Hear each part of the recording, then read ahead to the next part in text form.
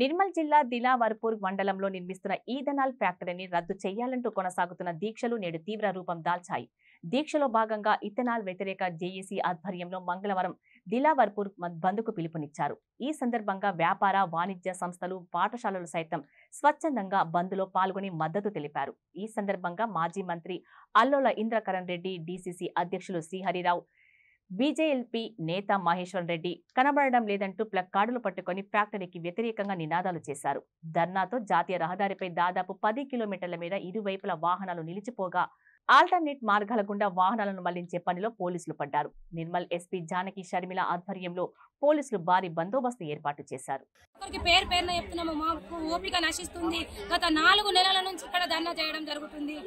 పిల్లలు స్కూల్కి వెళ్ళడం లేదు. సర్వేను మేము బహిష్కరించినాము. పనులు మానేసుకొని ఇక్కడ ఉన్న ఎక్కువ వ్యవసాయదారులే, నిరక్షరాస్యులే. కాబట్టి మాకు పచ్చని పంట భూములు, పొలాలు కావాలి. మాకు ఎటువంటి ఫ్యాక్టరీ వద్దు. మాకు ఈ భూతము, ఈ రాక్షసత్వం మాకు అవసరం లేదు. మాకు స్వచ్ఛమైన ఆక్సిజన్ కావాలి.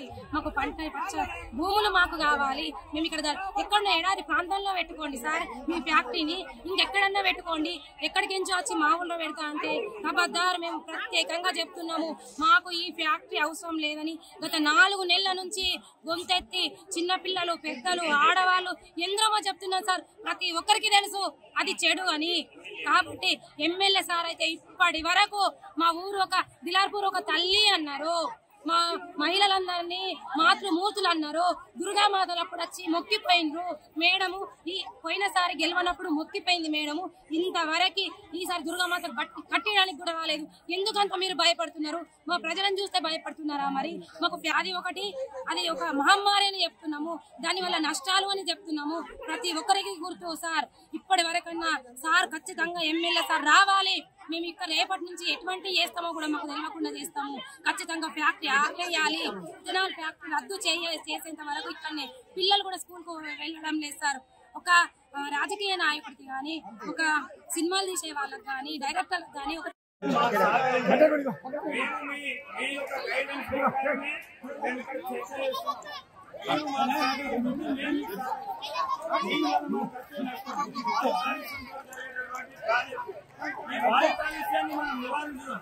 మీరు ప్రభుత్వం ఏం చెప్తుంది?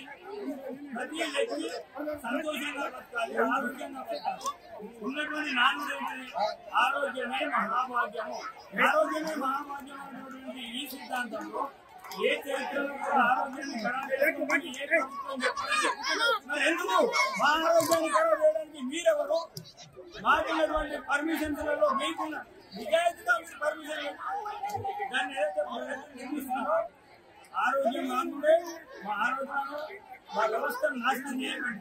మీరు ఫ్యాక్టరీలు నిర్మించుకుంటారా, మీరు అపార్ట్మెంట్లు నిర్మించుకుంటారా, మీరు ఉద్యోగాలు చేస్తారా, మాకు అనవసరం. మేము ఎవరిని దుష్టపేదలుచుకోలేము. మీరు ఎట్లయితే చట్టం ప్రకారం పనిచేస్తున్నారో మేము కూడా చట్టం ప్రకారం పనిచేస్తున్నాం. మీరు ఉద్యోగం నిర్వర్తిస్తున్నారు, మేము మా ధర్మాన్ని నిర్వర్తిస్తున్నాం. ఇవన్నీ కాకుండా మీరేదో మేము పోలీసులు ఎందుకండి మేము మీటింగ్ పెట్టుకోవద్దండి. ప్రజాస్వామ్యంలో వాక్ స్వాతంత్రం లేదా? ఎవరు చెప్పిండు మీకు?